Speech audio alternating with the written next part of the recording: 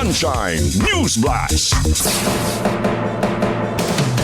Samtang sa pikas bahin, gihagit ni Sara Duterte o Vice President Sara Duterte ang mga miyembro sa House of Representatives of the Philippines nga ipakita kung asa gyud ang gitawag nilang unexplained wealth sa iyang Statement of Assets, Liabilities and Net Worth or SALN. Kinihuman mahimong sentro sa impeachment hearing sa House Committee on Justice ang isyu sa iyang deklarasyon sa kabtangan. Sumanitary ridon sa Bicol Saro Party List, misaka og kapin 70 milyones ka pesos ang net worth sa Vice Presidente sud sa 16 ka tuig. Apan matod pa ni Duterte nga tataw ang tinubdan ini tungod sa iyang kita og trabaho sud sa maong mga tuig. Sa datos gikan sa kapin 18.4 million pesos ang iyang net worth niadtong 2008.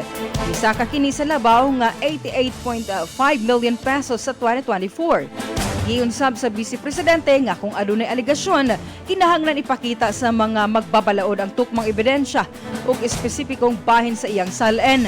Dugang pa niya kung way mapakita nga basihan ang mga aligasyon sa unexplained wealth o sa lamang kaporma sa character assassination o pamakak batok kaniya.